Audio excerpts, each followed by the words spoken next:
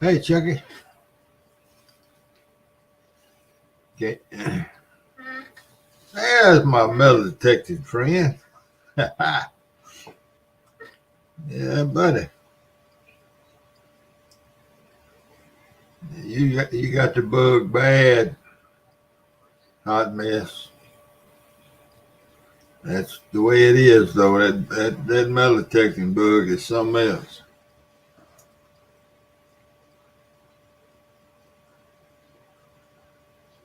Oh, Mr. Rogers. Been doing good. I hadn't been able. We just now look. We've been waiting on the rain. I'm in a farming country. There's nothing here but farms. I live right on the Mississippi River, and Arkansas is, you know, 15 minutes from me. It takes me about 30 minutes to get to the good spot over where I like to dig, but we hadn't had any rain, and the farmers have picked all the cotton, pulled out, picked all the corn, cut all the soybean, worked the fields up for next year. Hey, Chris Evans. And it's just powder, dust, and we can't get a damn rain to get the ground back wet. And it's rained here. It started raining here last night at 7:30. Off and on. It rained all night, off and on. Rained all day today, off and on. I checked my rain gauge at about 4:30 when we came back from the grocery store, and all that rain in 17, 18 hours, we got 3/10 of an inch. 3/10 of an inch. If the sun comes out tomorrow, it'll be dry by dinner time. But we just can't get a flood rain to where the ground. I guess, Alicia, you've had rain where you've been hunting probably. But when the ground's wet, the signals just, the machines do so much better when the ground's wet. Lots better. Hey, Lynn, I missed you when you came in. Sorry, I was talking. But that's all I hunt, Alicia, is farm fields. I've hunted in the woods around here once or twice, but all the land that's anything happened on is all cleared up and farmed. There's no wood hunting in my part of Mississippi. Now down in Vicksburg and Port Hudson and all this big Civil War sites, and there's plenty of woods down there, but not here in the Delta.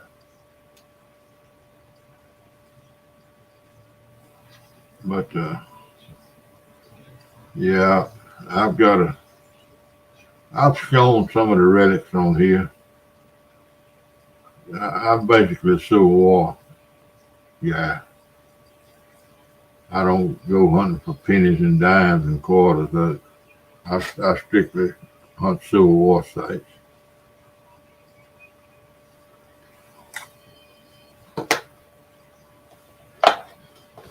I strictly hunt that stuff. But I'm probably going to go some next week just to see if the ground is back ready. But I've got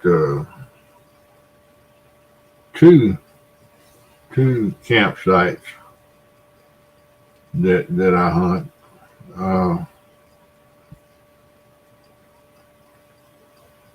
I mean, I've got jars and jars and jars of relics from those two places.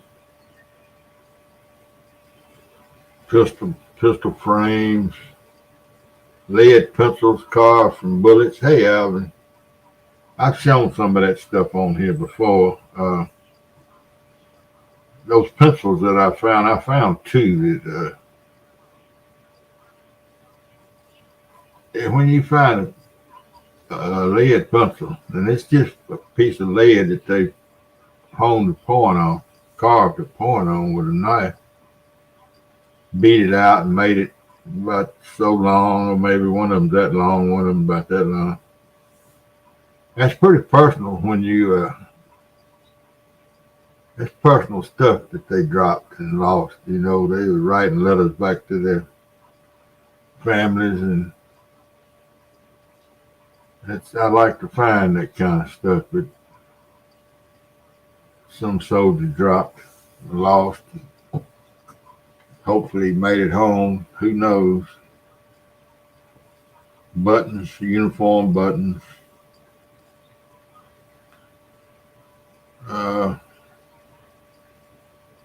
And I guess I'm strictly talking to Alicia here, but I want to tell her something because I'm sure I know a lot more about the Civil War than she knows, because she ain't been in this long enough to study it. But if you ever find a campsite where they stayed any length of time, you're gonna find a ton of little round balls. I mean, I find them laying on top of the ground from 30 caliber to 24, 25 caliber. Round, all of them round. I couldn't figure out why. And all of them have been shot, you know. When you find all that stuff, where you find it in the camping things, the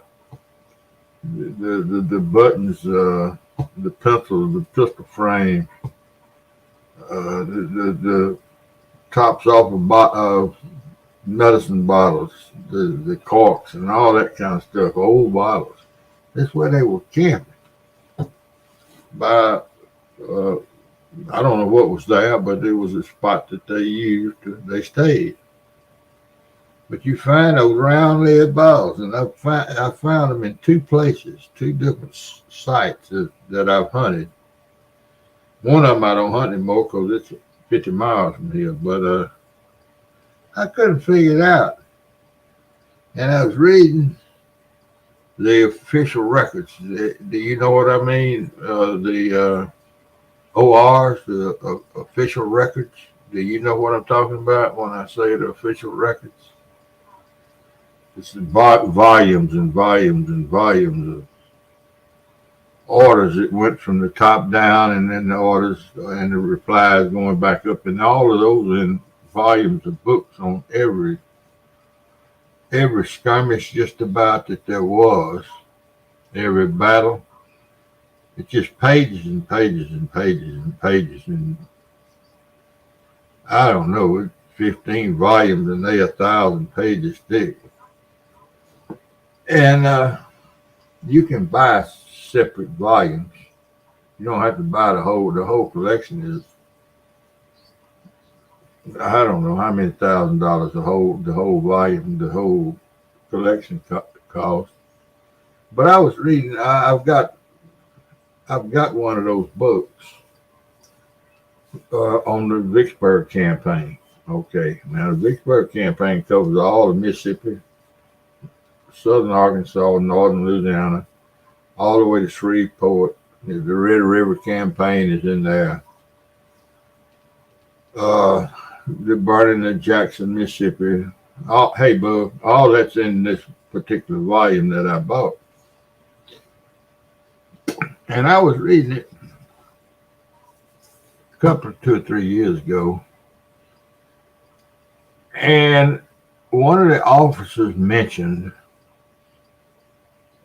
to make sure that his pickets unloaded their guns before they came back into camp. He had heard reports that some of them wasn't unloading the guns. I don't know. Somebody told on somebody, it sounded like. But anyway, I said, unloaded their guns. And do you know what buck and ball a buck and ball load is, Alicia? A buck and ball rifle load. Do you know what that is in the Civil War terms? Just yes or no. You do. Okay, so you know it's one big ball and two little ones. Three projectiles in one paper bullet. Well, I also read in the, this is in official records, but this was in some other, that the Union soldiers, the Union officers, and of course the Confederates too, advised the commanding officers that when they sent guys out on picket duty to guard, the roads and all coming around the camp, they put them out there a mile or so, and they'd sit out there and sit under a tree and watch the road, basically. Well, they armed them with buck and ball because they wouldn't put but 3 or 4 or 5 out there. And they wanted them, when they shot, if they had to shoot, that they shooting 3 projectiles at once. So all them soldiers, when they came off of picket duty and coming back in the camp, it ain't but one way to unload a muzzle loader. When they came back into the camp area, and these are all in one place. I mean, they in 100 foot by 100 foot. There's thousands of them laying there. You can't haul it. They like trash. It's so damn many of them. It must have been a tree there or something. I don't know.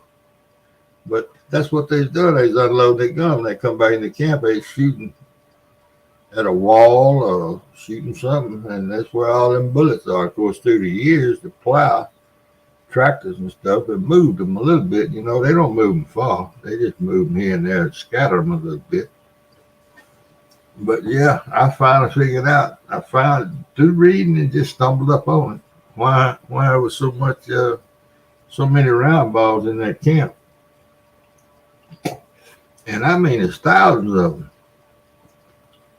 I mean, it ain't 400,000, but it's a couple of thousand.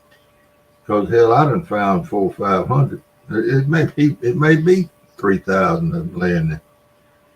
Because if I go out tomorrow and go to that spot, I'm gonna pick up 3 or 4 or 5 of them, and I'm gonna dig 3 or 4 or 5 of them. But they're a nuisance, really. I get sick of. They get in the way. They mask everything, really. Hey, Stephen. But I love to get in that mood where I'm researching the spot to try to find. And there's a place over in Arkansas, around Eudora. It's about 25 miles from here, I guess, that I've located the campsite that the skirmish took place in. Yeah, thanks, Stephen. Yeah, he enjoyed it.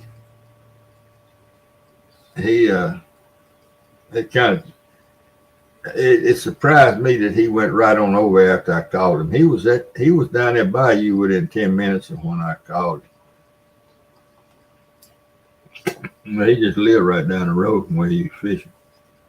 But there's a spot over in Arkansas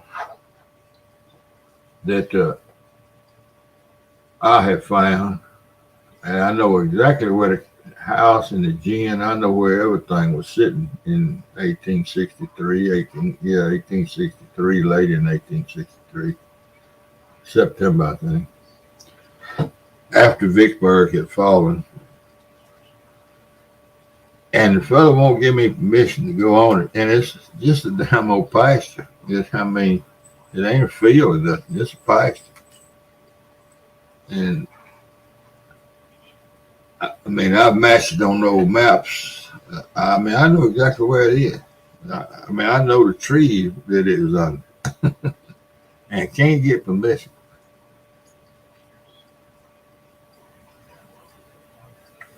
Uh,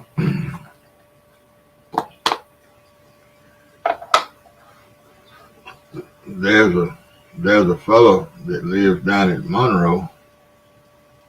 Do you know Duck Dynasty? You know who I'm talking about there when I say the Duck Dynasty? Phil Roberts and all that bunch.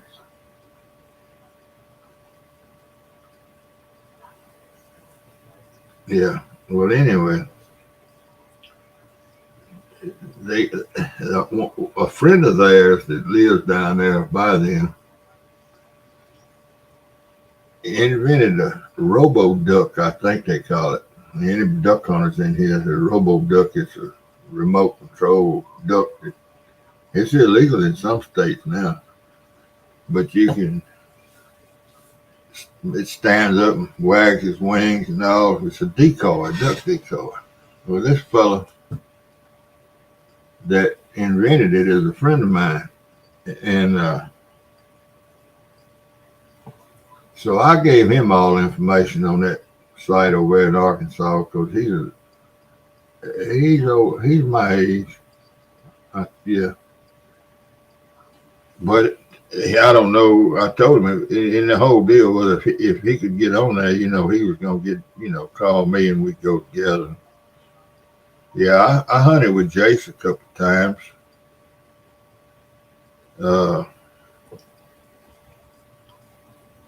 But do you know Gypsy Jewel? Do you know who I'm talking about when I say Gypsy Jewel?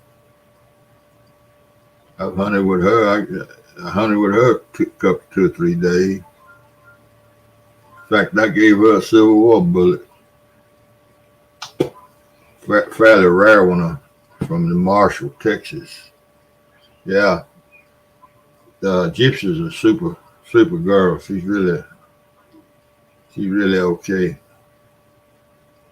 But yeah, I hunted with all that bunch. A couple of 2 or 3 days. I still talk to Gypsy on text message. I keep up with her. Yeah. I don't have a signed picture, but I got one in my arm around her. But she's genuine. What you see is what you get. She's that way, and she's a hard hunter, boy. When she gets out of that truck and gets her gear on, she goes.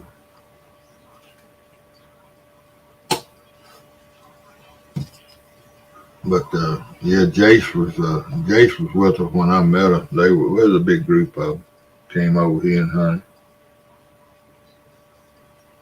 But they all left. They were here 3 days. I hunted with them for 2 days, and then they all left, went back where they came from, and Gypsy stayed one more day, and I carried her hunting. I carried her to that site that I didn't tell none of the rest of them about it, but I carried her to that place where all those bullets are. And she didn't have but about an hour or two to hunt before she had to go take off, and she found some stuff. I don't remember what, but you can't help but find something out there. It's just it's out there. But yeah, I've been kind of slacking on my metal detecting though. I went back in the summertime. I hunt turn rows because you can't get out in the field, when the crops when they get big. So I just hunt the turn rows around the edges of the field, and you'd be surprised at what you find.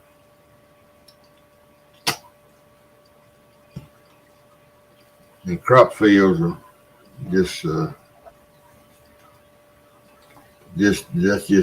I don't know how to hunt anywhere.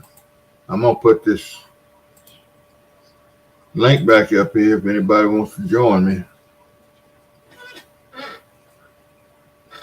Now we probably run everybody off talking about metal detecting.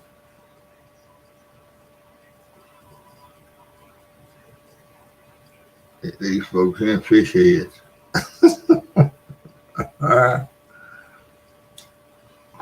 I hadn't seen Tim Molina lately. Is there anybody run into him? I hadn't seen him. Anybody seen Tim around?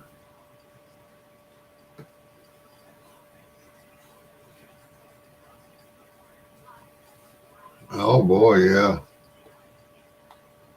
New Hampshire. You're not hunting with Stealth Diggers, are you?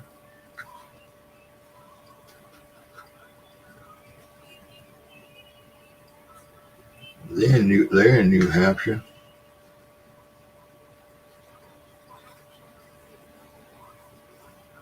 Okay. Yeah, it did. It came up. Jerry Parker. Well, last week, Stephen, I was watching Danny Stone fishing, and he thought he was getting a bite, and there was a stick that come up and hit his line, and he said that the water was coming up. He mentioned the river rise. So that night or the next day, whenever it was real short out after that, Jerry Parker, I asked Jerry Parker how much rise they were getting, and he said 4.5 feet is what they were forecasting. Oh yeah, I know the bone hunt. Yeah, I know what you're talking about when you say the bone hunt. But anyway, I figured it'd be 2.5 feet down here, and I looked on my gauge, and sure enough, it was about 2.5, 3 feet we was gonna get. Which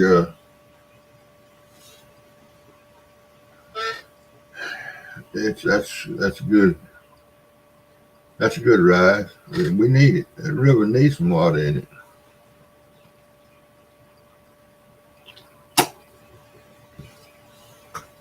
Yeah.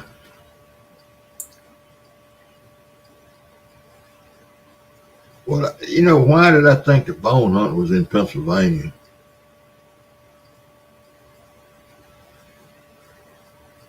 I don't know why I thought the bone hunt was put on in Pennsylvania. I guess it could be anywhere. I can't handle all them hills and walking they do anymore though. And I got some good sites to hunt down in Vicksburg, but golly, them damn hills in Vicksburg. I believe Vicksburg and Yazoo City got the worst hills I've ever walked in. And I walked in both of them a bunch.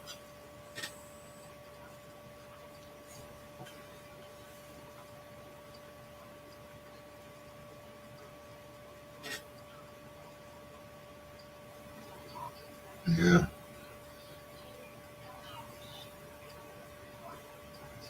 Yeah, okay. So they're gonna do it in New Hampshire. Well, you'll find some colonial. Find you a dandy button or what's that shiny button? Tomback. I Yeah, they sure are. I found a Tomback button in this site out here, over in Arkansas. Shank was gone, but I sure found one.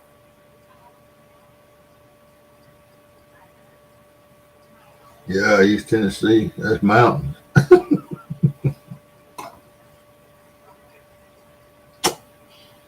That ain't hills. That's mountains usually.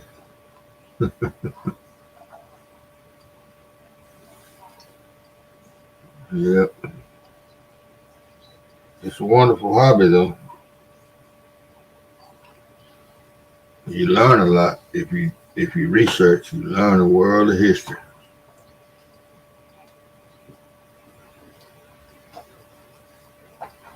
Because you can get deep, deep, deep down in that stuff. A girl, two sisters that I grew up with back home, that last name was Bowen, Bowen.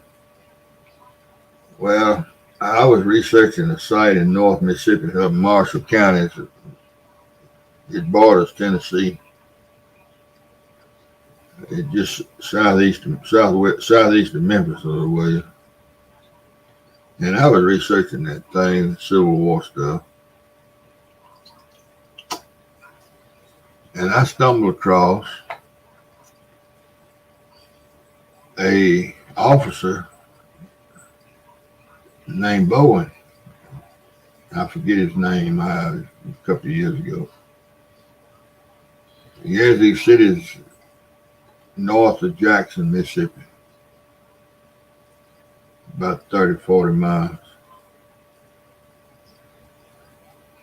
See the Indian Wars, yeah, on who you had. Flat Navy button, yeah.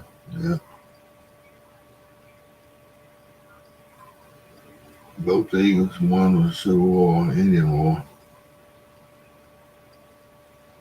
Yeah, they call that a chicken neck. Is that right? It's got the eagle's got a big old long neck. Yeah, you'll learn it now. But I forgot what it was in Marshall County. I remember, but I can't. Oh, Bowen. Well, anyway, I went to I don't know why, but I was trying to gather information on him because he lived in this little community. And I had the land deeds all the way back to when the Chickasaw Indians owned it. This before the Trail of Tears in 1830 something. But I located the section, the 40 acres that his house was on. So I went through the Mormon church. You know, they got a website on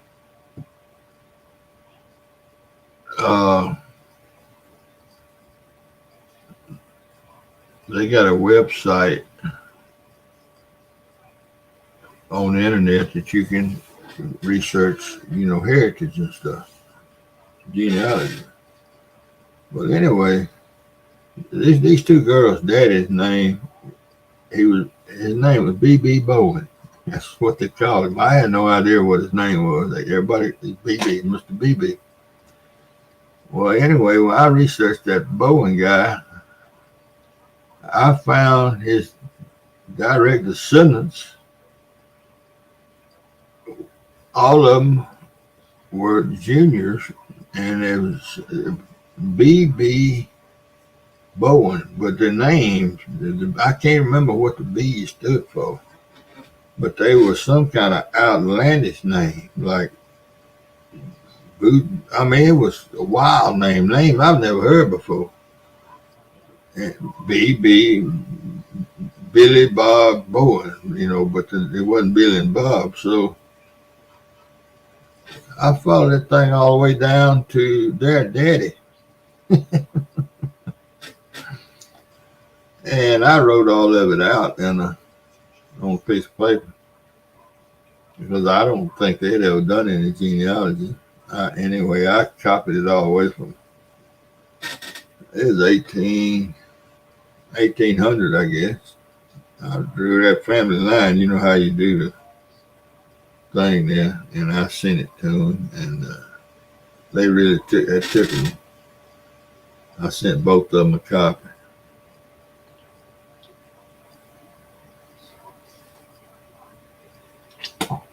Yep, that's what happened to the Yazoos. I found a lot of stuff in Yazoo City, Yazoo County. That was a hot spot for Civil War stuff.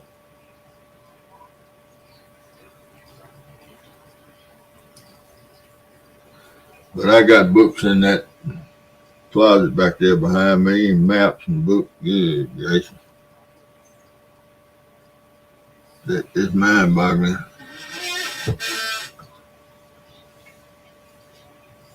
But we found a house site and the gin site. But and the Yankees camped there for 2 nights on a campaign going down to Batesville, Mississippi. But we didn't find anything. dated. We didn't find anything, but we found where the old gin was and the water hole they used to make steam.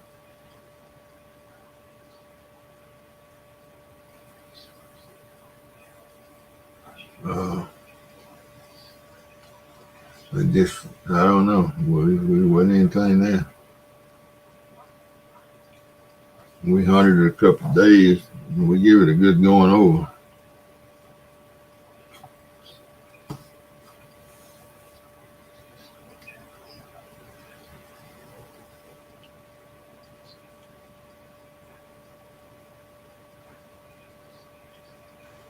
Yeah, I taught all that stuff for what 10, 14 years, I guess, in school when I was a school teacher.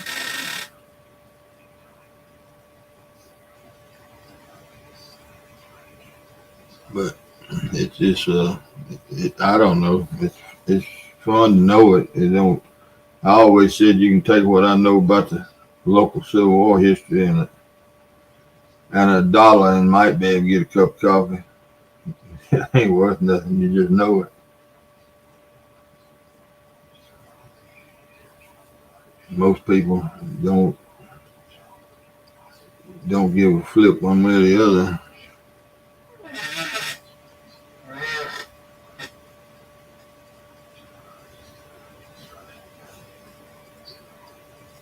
Yeah.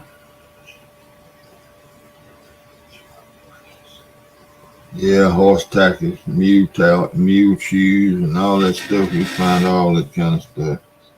I tell you what, I'm amazed at what I find a lot of is axe heads. I got a plastic tote out there, and I gave my daughter-in-law 12, but axe heads, and I can't imagine why a fella. Because back in the day, an axe was an important tool for a family, for a person. And I bet I found 150 of them.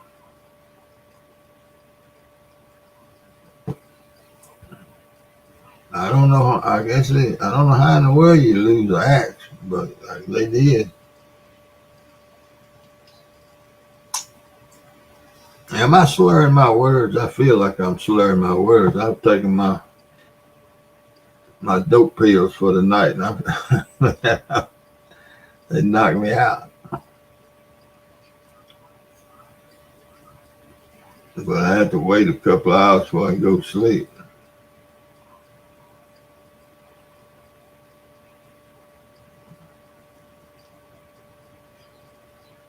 Yeah, the Chickasaws. You ever studied the Chickasaws, Stephen? They are an interesting group. They're smarter than the rest of them.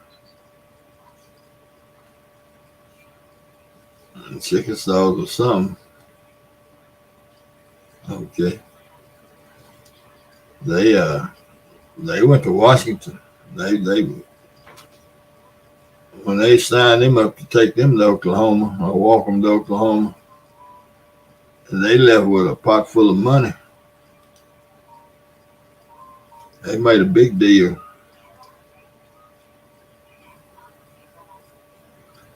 They were all in North Mississippi, across some in Tennessee and on over back North Alabama. They were a smart tribe.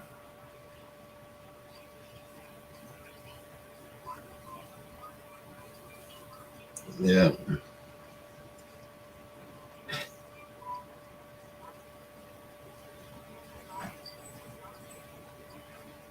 Yeah. Somebody, I don't know how they lost all the axes, but they sure did.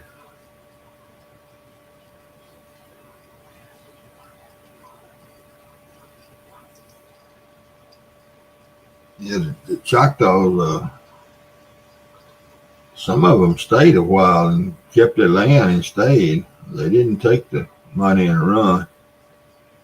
They waited and farmed some more and then sold their land to speculators, or basically speculators, with big money. Yeah, they were. You didn't want to mess with them Chickasaw. They had a doggone, I can't remember the name. But anyway, there was a French fur trader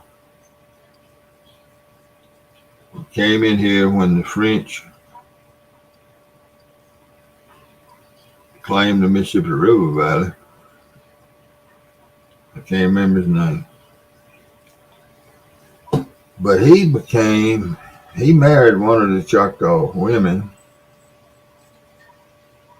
and she carried his name, and their son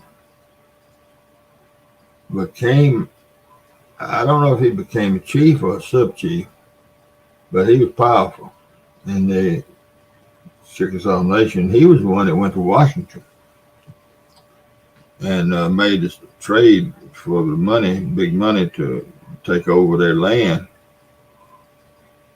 And he had to get a certain percentage of the Chickasaws to leave, which he did. Him and his council, the chieftains. And they, went, but they got the percentage, but they didn't get them all. And some of them stayed and farmed another year, 2 or 3, and then sold their land individually to people, whites. And then they went on to Oklahoma. But that was pretty interesting to read about the Chickasaw.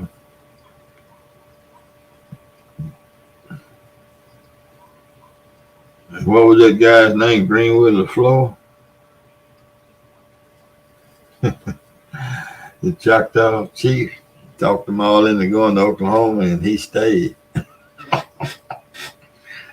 Man, he owned 500 slaves. And the Chickasaws, all the Indian tribes, they carried all the slaves with them on the Trail of Tears. Carried them all to the Oklahoma Territory, the Indian Nation. And they carried them all out there. Yeah, he stayed. He became a state representative in Mississippi. He talked all the Indians into leaving, and he stayed. There's a town named for him, and the county seat of the county, LaFleur County.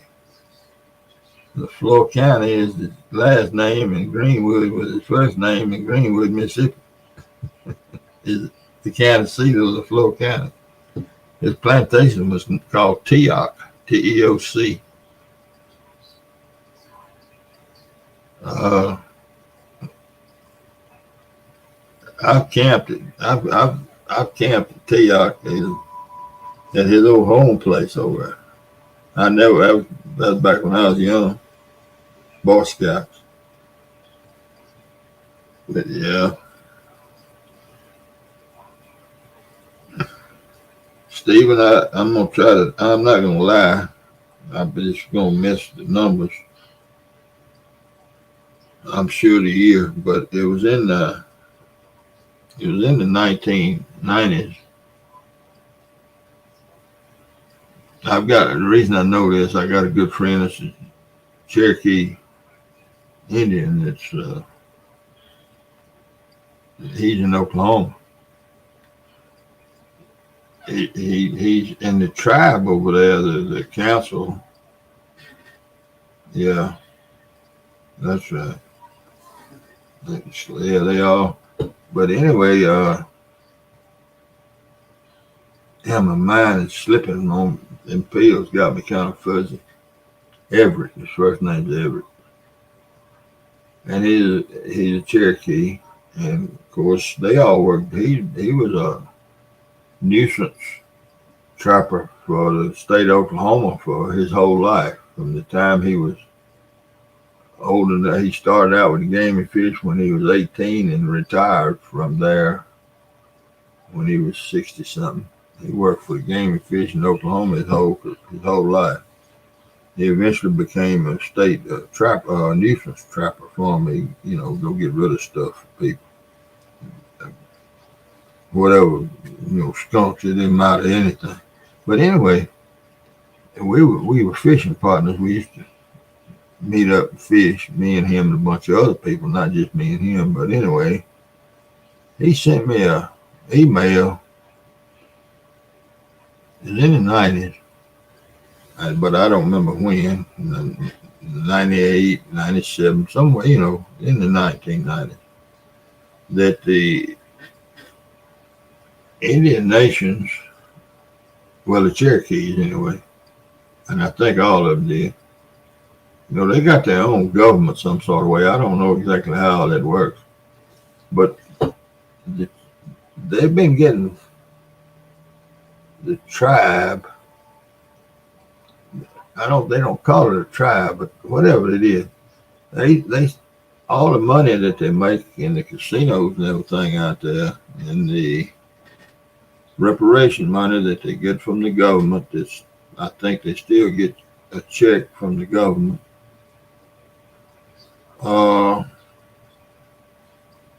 They spread it out amongst the people, their tribe, I call it. And if I forget a quarter, half, I don't know exactly what blood you have to receive those checks. You get part of the checks, and the descendants of the slaves were getting those checks too. That were still on the Indian Nation. And in the 1990s, the council voted to cut the money out that they were giving to the descendants of the slaves, and they cut them off. They quit giving them money. And I don't know what they did after that, but they sure cut them off. They quit, spreading the money around to the descendants of the slaves that were still on the nation. And he sent me an email telling me about it. He said, there's some mad folks running around out there in Oklahoma.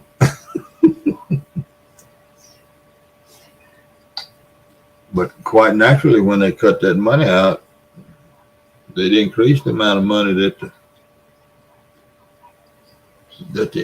the Native Americans got. But you know, they were real successful out there in Oklahoma. Those tribes, the civilized tribes, they call them, they prosper.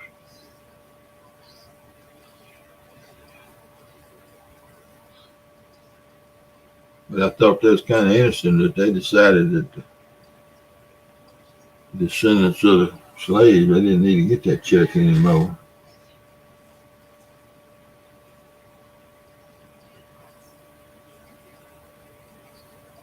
But it upset some folks.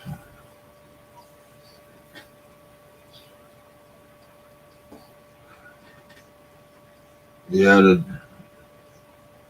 they were pretty tough folks now. They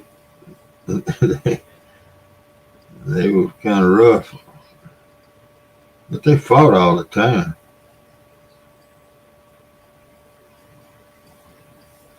I'll tell you, one tribe they didn't want to fool with. I said some of those. They didn't want to fool with some of those.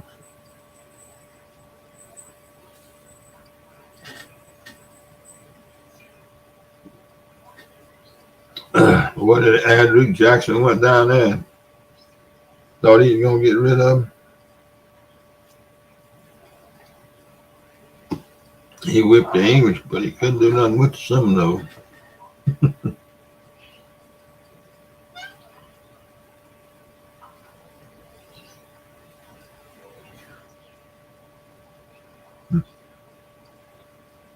Well, y'all, I done got a plum weed ahead.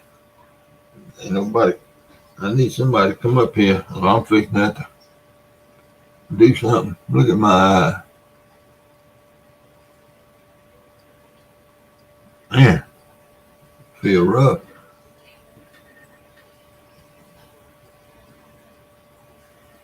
Yeah, there's a, what's that place, ball ground, Stephen, down at Vicksburg? That big old field there in the edge of the woods, edge of the hill. Ball ground, I think they call that place.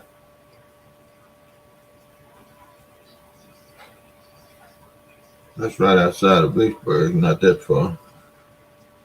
What's that, Highway 3?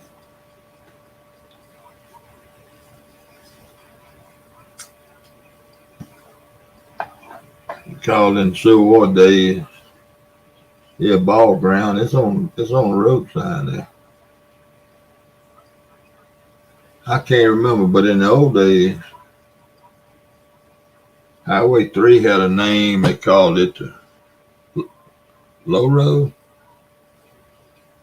And then on the first set of hills there, it runs right along the base of the hill. There's a road up there on the first row of hills that leads all the way from Yazoo to Vicksburg. And man, some places that thing got walls where the wagons, go and drag it, mud. Some places that road up there on that hill is 25, 30 feet. Got 25, 30 foot walls on each side of it.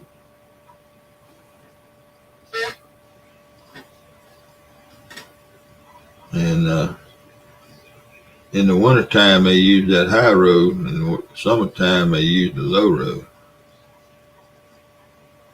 But it was two roads, and they both went to the same place, downtown Vicksburg.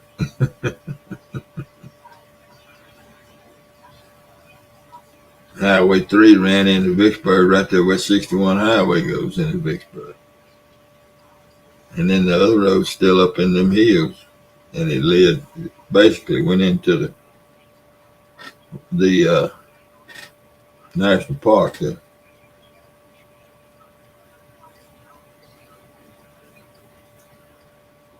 And then I'm down in the town. One of those streets in that town is that high road in Vicksburg.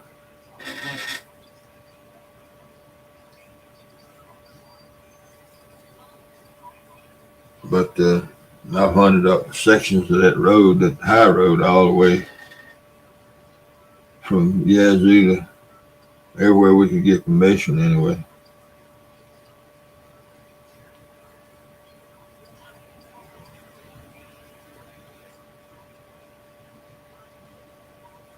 But yeah, it's a lot of Civil War stuff away. Okay, y'all, look, I got to go.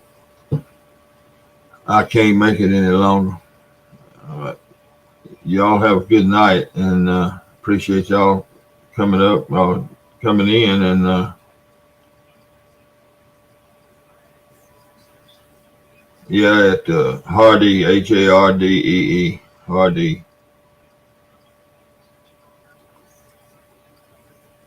Yeah, I did too, Alicia and Steve and everybody else. I appreciate y'all, but I got to take off. Y'all have a good night. Later.